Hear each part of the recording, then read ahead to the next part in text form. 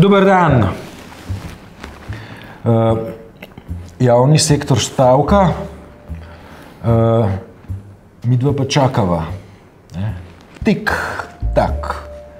In sicer čakava na novice iz Državljanske liste, ki nam bo sporočila, ali zapušča vlado ali ne, in ali smo s tem tudi formalno vstopili v vladno krizo. Kaj je tvoja prognoza? Bodo izstopili iz vlade ali ne? Bodo. Zakaj? Ker so rekli tako. Ker če se vsega ne držijo, ker če se svojih besed ne držijo, pa tudi protikorupcijska načelnost ne velja.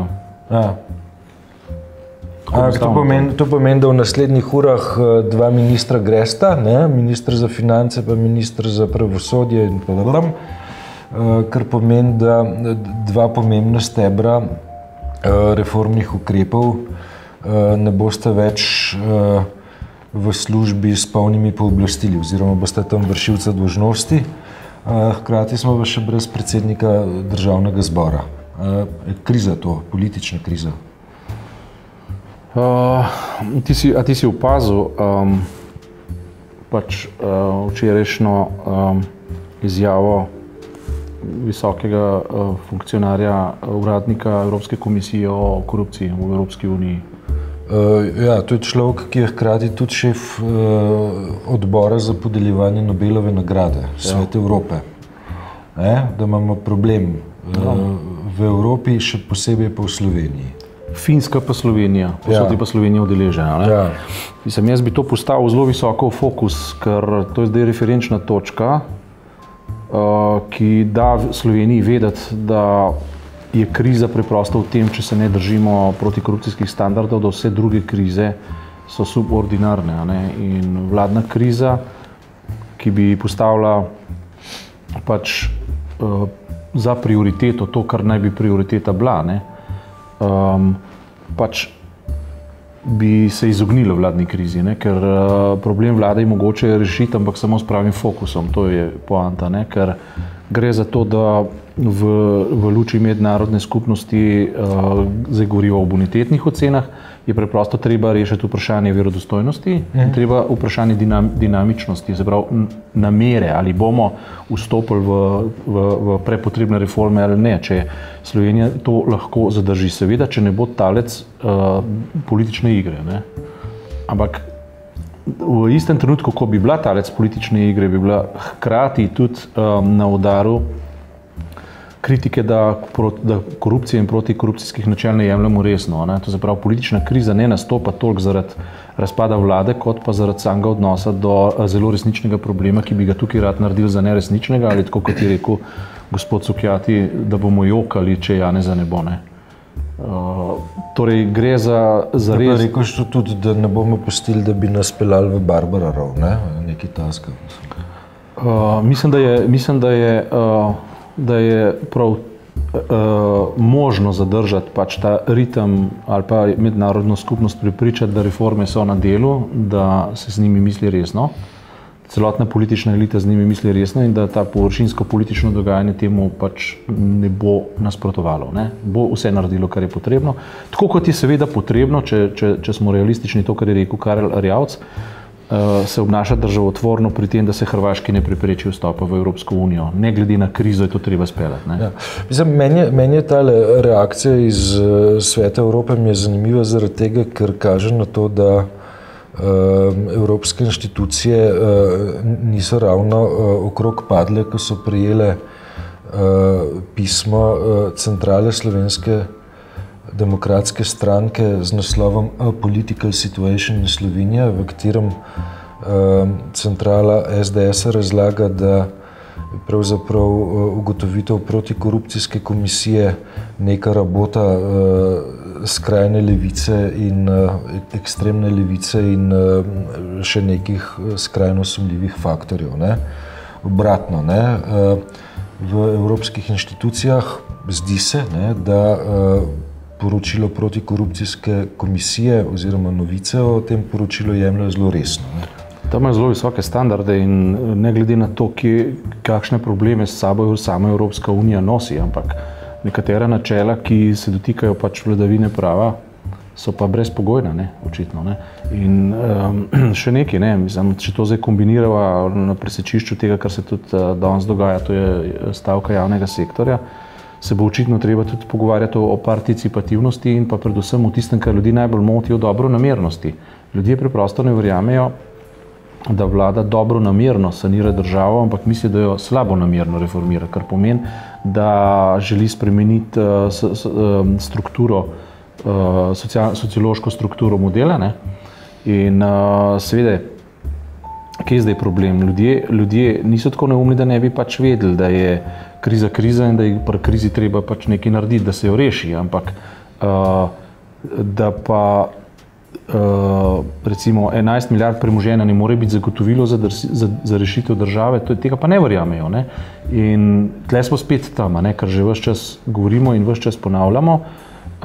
Sporočilo je kombinirano sporočilo protikorupcijske komisije, potem tega, kar je Evropa, kako se Evropa do tega postavlja in kako se slovenski ljudje do tega postavljajo.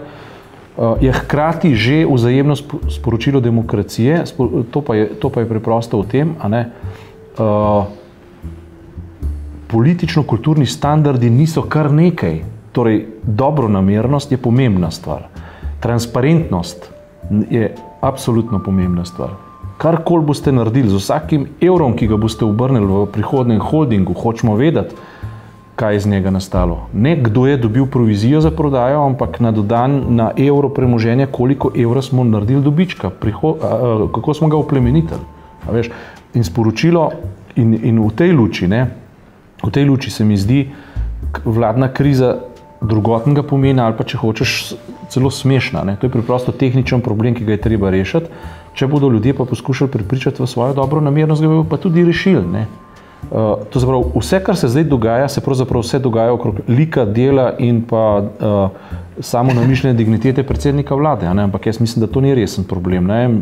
A je to vreden zdaj objokovanja ali pa ne vem česa. Ne? Se vendar živimo v 21. stoletju, se nismo v 19. stoletju raznih kultov osebnosti, raznih mesij in tako naprej. Ne? To pripada religiji. Tisti, ki že smo privrženci določenih religij ali pa imamo določena verovanja, zraven ni prostora za kulte osebnosti drugorodnega značaja. Kaj danes večer? Kaj bo? Ti moš računati, da ta posnetek bo tudi jutri, danes večer je, mislim, oprosti, se mora bolj brezčasno obnašati. Zdaj je sreda, da to snema. Kaj bo z odstopom Viranta? Kaj se bo zgodilo? Formalizirali bodo to, kar so povedali, da taka vlada ne more biti in dali reorganizacijo ali pa renastanek te vlade v postopek, ker brez postopkov se itak nič ne bo moglo zgoditi. Potem naslednja stvar je pač ta, da bo predsednik vlade moral vleči poteze in verjetna poteza je to, da bo predlagal razširjene pristojnosti svojih ministrov še na druga ministrstva za 3 mesece. Potem se bo pa zelo verjetno začelo... Vinko Gorenak bo postal še minister za finance. Še ne par super ministrov bomo dobili. Ja. To bo, ampak kakorkoli že. Jaz mislim, da to ni najpomembnejše. Pomembno je pa to, kaj bo ob tem pa povedalo ljudstvo. Jaz mislim, da ljudstvo ne bo molčalo. Jaz mislim, da se bo ljudstvo aktivno odzivalo na vsako poskus neke, kako ne rečem, arogance ali pa samoumevnosti ali pa da bodo preprosto se eni ljudi misli, da so na oblasti nenadomestljivi in tako naprej. Ja, jaz hkrati mislim tudi tako, da tukaj mednarodni kontekst ne bo nepomemben. Zdaj, ta mednarodni kontekst se je oglasil. Mednarodni kontekst je, tako kot se zdi, precej pomemben pri slovensko-hrvaškem prijateljstvu, ko nas Ameri silijo, da se dajmo že enkrat zmeniti in tle niti niso prav zelo diplomatski, pa se ne grejo kakšnih zakulisnih manevrov, ampak sporočili za občinstvo ta pritisk že izvajajo. Pa mislim, te mednarodne strankarske povezave po mojem tudi ne bodo ravno molčale, ko bodo ugotovile, da se je stvar zaradi cepetanja pri nas zaustavlja in škodi lahko konec koncev ugledu in celih internacional, ne samo posamičnih strank. Ne. Točno tako. Sicer, kar se Američanov tiče, mora biti poštena. Ne. Takrat, ko se je Slovenija osamosvajala, je bila Slovenija v enakem položaju v razmerju do Italije in Italija grozila, da bo zaradi vprašanja optantov ne bo podprla širitve Evropske unije v Sloveniji. Takrat so Američani pritisnili na Italijane na podoben način in so Italijani lepo se uklonili, če se spomniš. Ne? Ja, ne znam, španski kompromis smo dobili, ne znam pa kaj. Ne. Dobar, čakava in naslednjo sredo bova videla, ne, kaj se je zgodilo. Naslednjo sredo definitivno že bodo prvi rezultati tega, kar se bo danes zvečer zgodilo. Verjetno pa bo nek status quo, oziroma neko zavlačevanje,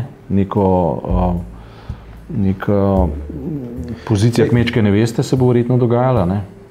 Jaz sem videl zdaj oceno ustavnega pravnika, mislim, da je bil Kavčič, Igor, ne, doktor, profesor, ne, ki je rekel, da ne, hipotetično ne, se pa lahko vleče 3 leta. Ne? Ja, on je govoril ustavno pravno, ne? Ja. Politično je spet drugo, potem je pa seveda, kot si povedal, sta še 2 dejavnika. En je čisto preprosto ljudstvo in drugo je mednarodna javnost. Ljudstvo in svet. Tako. Hvala lepa.